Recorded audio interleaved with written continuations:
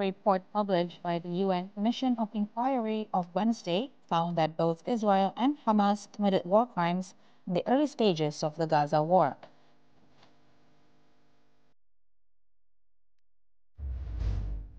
President Joko Widodo on Wednesday officiated the opening of Jakarta Fair 2024, the biggest exhibition in Jakarta for more than 50 years.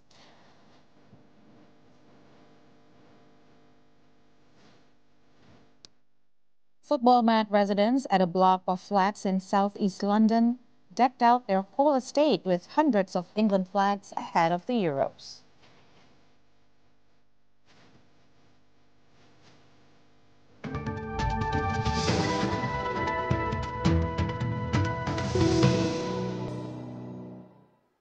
Hello and welcome to Newswatch on TVRI World. For the next 30 minutes, you'll have me, Siska Becker, as your anchor. Let's begin with the news in details. A report published by the UN Commission of Inquiry on Wednesday, June 12th, found that both Israel and Hamas committed war crimes in the early stages of the Gaza war. Meanwhile, Palestinians held in Israeli detention since the start of the war in Gaza said they face systematic ill treatment from prison authorities, whom they accused of deliberately withholding vital medical treatment. We have more details. The Commission of Inquiry investigated attacks carried out on October 7 and Israeli attacks on the Gaza Strip up to December 21st, according to an introduction to the report. The inquiry found that Israel's actions constituted crimes against humanity because of the immense civilian losses, and that both sides committed war crimes including torture, murder, or willful killing, outrageous upon personal dignity, and inhuman or cruel treatment. Israel did not respond to several requests for access to its territory and the occupied Palestinian territory, according to the report. Israel's diplomatic mission to the UN in Geneva rejected the findings. Hamas did not immediately respond to a request for comment.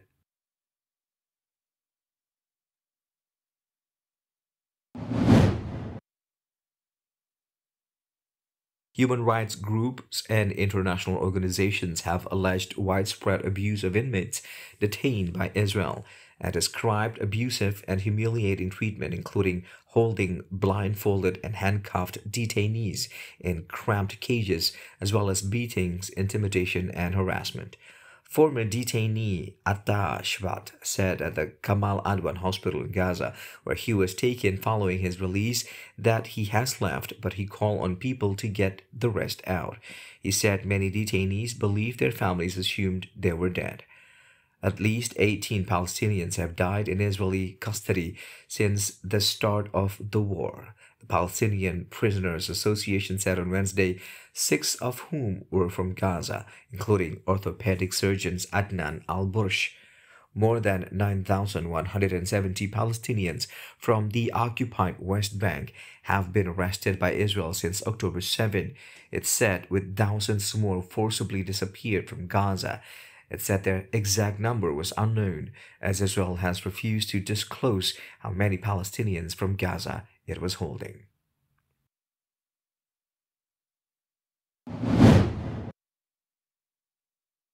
At least 37,164 Palestinians have been killed and 84,832 others injured in Israel's ongoing offensive on the Gaza Strip since last October, health authorities in the besieged enclave said on Tuesday.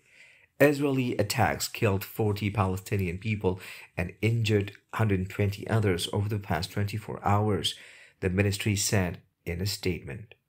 According to Tuesday's release by the Israel Defense Forces, in the past day, Israeli warplanes hit and destroyed about 35 targets in the Gaza Strip, including armed personnel, military buildings, weapon depots, and observation posts. WHO Director General Tedros Adhanom Ghebreyesus said on Wednesday that a large portion of the population in Gaza was facing catastrophic hunger and famine-like conditions. Meanwhile, Qatar's Prime Minister and Foreign Minister Sheikh Mohammed bin Abdulrahman Al Thani said on Wednesday that there is a clear and firm call to end the war in Gaza. Dr. Mike Ryan, More than 8,000 children under 5 years old who have been diagnosed and treated for acute malnutrition, including 1,600 children with severe acute malnutrition, WHO Director General Tedros Adhanom Ghebreyesus told a press conference from WHO headquarters in Geneva. Tedros also highlighted a separate health crisis in the West Bank, where he said healthcare had been targeted by nearly 500 attacks since October 7th. While the world's focus has been on Gaza, there is also WHO chief also said that there was a very real risk of mass starvation in some regions of war-torn Sudan, where conflict has made medical aid broadly unavailable.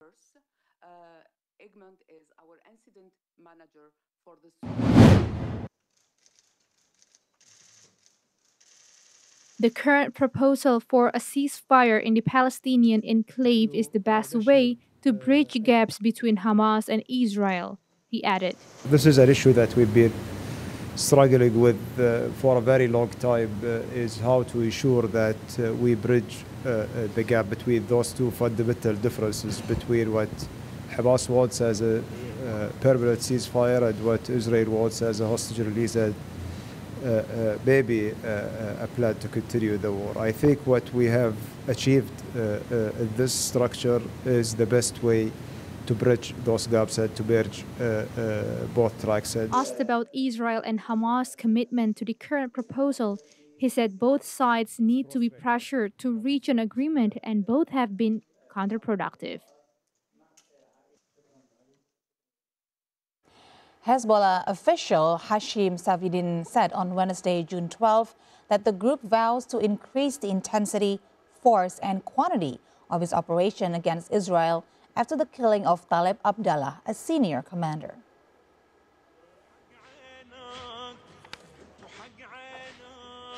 In his comments at Abdallah's funeral procession, the Israeli strike in the South Lebanon village of Juweitia late on Tuesday, June 11th, killed 3 Hezbollah fighters alongside their senior field commander Abdallah, also known as Abu Talib, Israel and 3 security sources in Lebanon said. He was the most senior Hezbollah commander killed during 8 months of hostilities, one of the sources said. The Israeli military confirmed that it had killed him as well as the 3 other Hezbollah fighters in a strike on a command and control center. Hezbollah and Israel have been trading fire since the eruption of the Gaza war in October, in steadily intensifying hostilities that have fueled concern of a bigger confrontation between the heavily armed adversaries.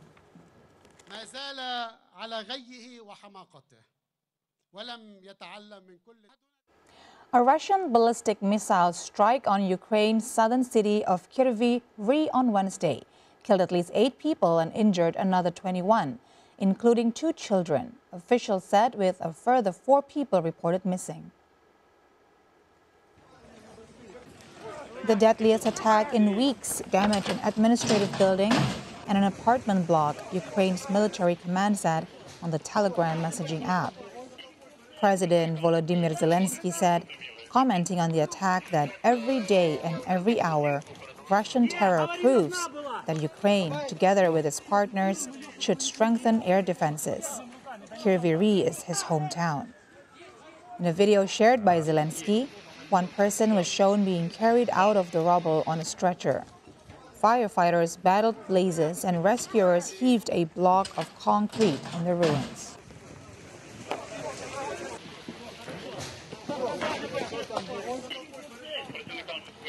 Have compiled several concerning stories of climate conditions. Among others, authorities in south-central Chile carried out rescues on Wednesday as heavy rains continue to pound the area and cause rivers to overflow.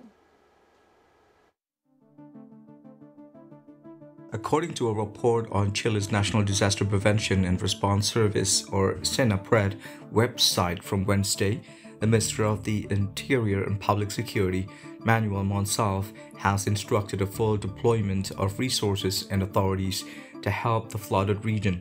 Authorities have also made a strong appeal asking people in need of evacuation to do so voluntarily in order to protect people's lives. According to National Director of SINAPRED, Alicia Cebrian, the greatest damage has been recorded in the Bayo-Bayo, with 480 people affected, 1,264 homes with minor damage, and 633 under evaluation. In the Nubel region, 21 homes with minor damage have been reported, and 17 homes have been affected in the Araucanía region.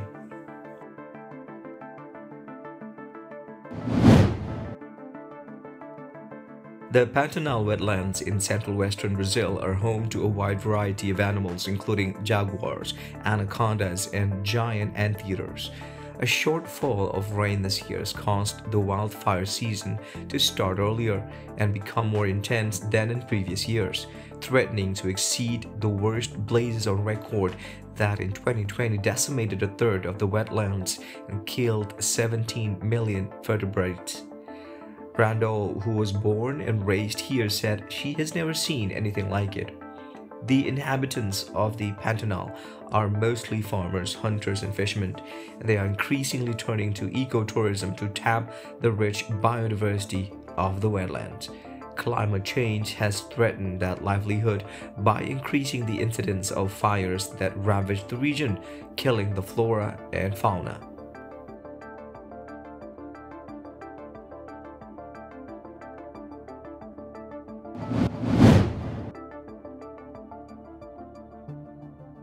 Greece temporarily shut the ancient Acropolis tourist site for the hottest part of the day, suspended schools, and stationed medics across Athens on Wednesday as it faced the first heat wave of the summer.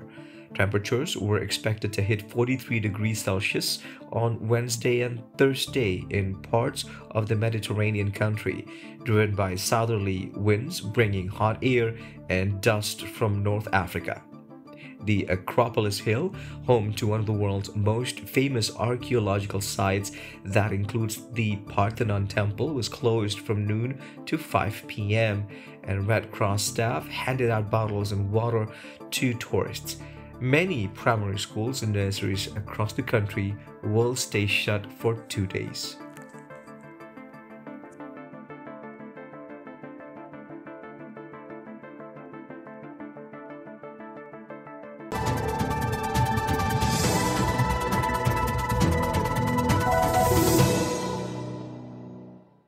Newswatch continues with more news from home. The Financial Services Authority, or OJK, urged the public to be cautious of fraud related to sacrificial animals offered online ahead of Eid al-Adha, or the Day of Sacrifice, which falls on Monday, June 17th.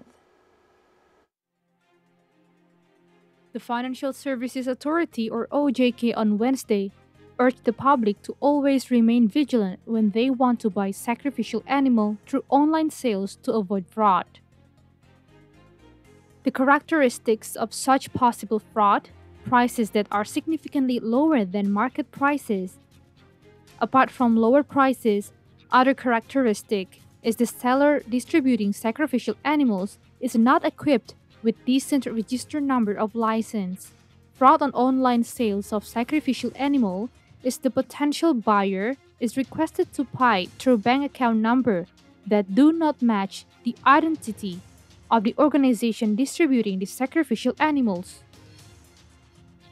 The public should also be cautious of online sacrificial animal fraud that requests personal data such as OTP or one-time password or personal identification number or PIN. In addition to this, fraud on online sales of sacrificial animal is also characterized by the absence of photo and video documentation during the selection process, slaughtering, and distribution of the sacrificial animals. A new think tank group, Center for East Asian Studies, or CEAS, inaugurated in Jakarta on Wednesday, is expected to serve as a platform for all researchers on East Asia. Inaugurated as part of Prasetya Mulia University, The Center for East Asian Studies was established on January 9 this year as a research center to meet the growing demand for comprehensive knowledge on East Asia, including in geopolitical and geoeconomic matters. Speaking in the inauguration ceremony held at the Center for Strategic and International Studies (CSIS) headquarters in Jakarta, Professor Jisman Simanjuntak, director of Prasetya Mulia University, said that CEAS should be catalyst for education and research on East Asia. Jisman said the center has been designed as a platform for independent studies, which will also collaborate with similar institutions in the East Asia region. Meanwhile, Executive Director of CEAS, Rizal Sukma, said that a Center for East Asia Studies is very urgent, as Indonesia will face many complex challenges in the future, especially in geopolitical issues. Tantangan ke depan ini kan akan lebih kompleks ya, terutama di geopolitik. Sementara kita ingin memanfaatkan kemajuan ekonomi di kawasan Asia Timur, tapi ini mulai terkendala oleh faktor-faktor geopolitik. Nah, sejauh mana kita bisa memahami konteks itu, perkembangan itu yang menjadi concern di pusat studi ini. Indonesia plays important role in bridging big countries of East Asia if there are frictions between them, said Riza, who is also former Indonesian ambassador to the United Kingdom. A number of prominent people attended the inauguration of CEAS on Wednesday, including Dean of the School of Law and International Studies of Prasetya Mulia University, Hasan Wirayuda, Chairman of the Advisory Board of CEAS, Yusuf Wanandi, and former Indonesian ambassadors to East Asian countries. Prasetya Mulia University has officially launched Center for East Asian Studies, or CEAS, in Jakarta, with the goal of becoming a platform for regional studies on various fields. The Center for East Asian Studies, or CEAS, of Prasetya Mulia University officially launched on Wednesday, June 12th, as an important initiative in increasing joint researches and dialogues, which in turn will further strengthen cooperation and deepen Indonesia's relations with countries in East Asia. Dr. Hasan Wirayuda, Dean of School of Law and International Studies of Prasetya Mulia University and former Foreign Affairs Minister in the 2001 to 2009 period, said that CEAS will conduct studies on various contemporary development aspects in East Asia, such as politics, security, and economy. Hasan also expressed his concerns because Indonesia, a country with 280 million people, does not have enough experts on close-knit countries. Indonesia dengan negara-negara lain di Asia Timur sangat kompleks. Jadi pemahaman bahasa dan budaya penting, tapi juga penting untuk memahami katakanlah sistem politik, ekonomi, perdagangan, investasi dan sebagainya. Jadi dia lebih multifungsi daripada sektoral bahasa atau budaya. Contoh misalnya perdagangan kita dengan China tahun lalu mencapai jumlah 150 miliar dolar. Tapi gunakan 5 jari tangan saya, berapa kita punya ahli tentang China. Ya cukup, 5 jari saya ini lebih. Sama kalau kita tanya berapa banyak kita punya ahli tentang Jepang, tentang Korea, tentang Thailand, tentang Vietnam. Kalau udah bicara itu sangat memprihatinkan, negara dengan 280 juta tidak punya cukup ahli tentang negara-negara di mana kita berhubungan erat, kita berdagang, kita mengajukan ekonomi dan sebagainya. Hasan said that the launching of CEAS is expected to support stronger regional cooperations in East Asia and prepares Indonesia for larger roles in the Asian century. Meanwhile, Executive Director of CEAS, Rizal Sukma, said that the center will be a place to share ideas and inputs regularly on how Indonesia can cooperate for a better East Asia. He added that with supports from related stakeholders and Prasetya Mulia University, CEAS is expected to be a platform of learning and research that can transform challenges to chances for Indonesia. President Joko Widodo on Wednesday officiated the opening of Jakarta Fair 2024, which is known as the biggest exhibition in Jakarta for more than 50 years. Jakarta Fair, also known as Pekan Raya Jakarta, is an exhibition initiated by a local exhibition organizer, Jakarta International Expo, every year, as one of the most famous tourist attractions in the city of Jakarta. On Wednesday, President Joko Widodo, alongside acting Jakarta Governor Heru Budi Hartono, officiated the opening of the exhibition at the Jaya Expo in Kemayoran, Central Jakarta. In his speech, President Jokowi extended his appreciation towards Jakarta Fair, which had reached its 55 years of age. Jokowi said the people in Greater Jakarta have always been waiting for Jakarta Fair in Kemayoran. In fact, a lot of people from other regions in Indonesia also visited the expo to enjoy the vibe of festivity. Jakarta Fair ini adalah sebuah event yang sangat ditunggu-tunggu oleh masyarakat Jakarta, oleh warga Jakarta, dan juga warga Jabodetabek serta Indonesia.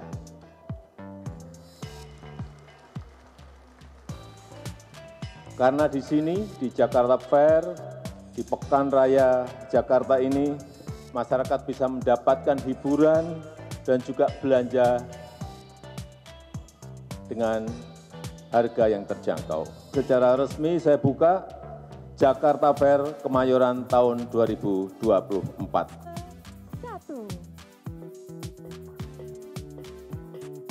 Meanwhile, Heru Budi Hartono said Jakarta Fair has a long history that is rooted in the culture of Jakarta as an urban city. The first Jakarta Fair was in 1968 in the form of a small exhibition held in the National Monument or Monas area in central Jakarta. Now, Jakarta Fair has transformed into a modern exhibition which showcases various quality of Indonesian products. The Jakarta Fair 2024 is also held to celebrate the 497th anniversary of Jakarta. As the acting governor of Jakarta, Heru Budi said this year's Jakarta Fair promotes national economy that is able to compete at the global market as its main theme. The Jakarta Fair 2024 run through July 14th at the Jaya Expo Mayoran, Central Jakarta. President Joko Widodo officially inaugurated the highly anticipated Jakarta Fair, also known as Pekan Raya Jakarta, at G-Expo Kemayoran Fairground in North Jakarta on Wednesday evening. The annual event, said to be the largest exhibition in Southeast Asia, is held to commemorate the 497th anniversary of Jakarta. Held at the G-Expo Kemayoran Fairground in North Jakarta, the exhibition will open for 33 days until July 14th. Thousands of people from within and outside the capital usually visit the annual exhibition, not only to see a wide range of products and commodities displayed by both local and international companies, but also to enjoy musical performances. In addition to taking a look at the wide range of products and enjoying the musical shows, the visitors can also try traditional foods and see the latest culinary trends.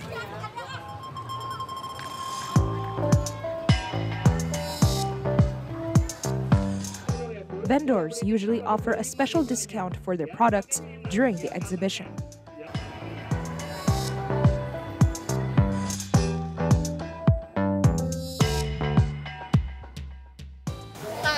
Dia kan cuma ada setahun sebulan doang ya, jadi ya buat saya sih wajib beli karena banyak stand makanan yang saya suka dan harganya masih murah-murah, jadi saya tertarik aja gitu kan, dan pasti rame, banyak makanan yang bervariasi, jadi saya suka aja datang ke sini gitu.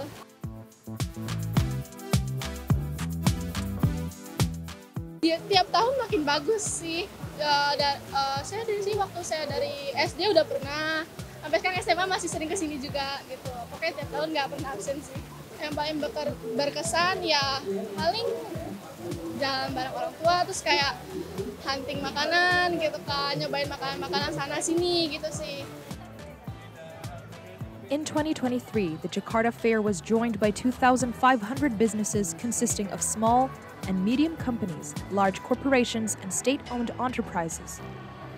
At the time, business transactions made during the exhibition reached a total of 7.3 trillion rupiah, or about 448 million US dollars.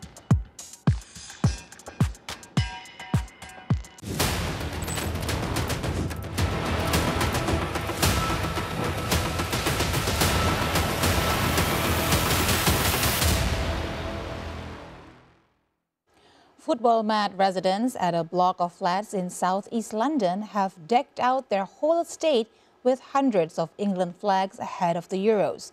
Meanwhile, ahead of the start of Euro 2024 in Germany, residents of a street in one Dutch city have swaddled their homes in orange, the color of the national team, and hung dozens of kilometers of flags overhead to show their support.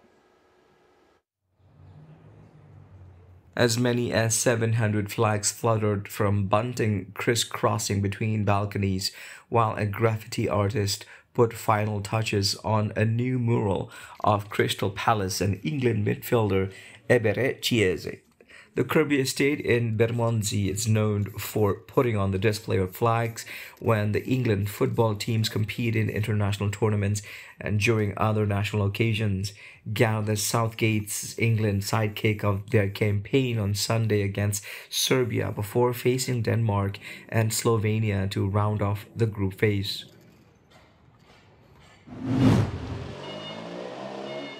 Preparations in Marktwijk, a stretch of brick row houses southwest of the city center of The Hague, were still in progress when Reuters visited on June the 5th. He is one of about 20 volunteers who helped prepare the decorations in Marktwijk, which appear every time the Netherlands is competing in the Euros or the FIFA World Cup. Van Dijk said residents started decorating the street in 1988 when the Netherlands won the Euros held in then West Germany, their only major tournament success. It's not just the outside of the streets that has been blanketed in orange plastics, football slogans and Dutch lions. The living room in Van Dijk's house is full of memorabilia for the Dutch side.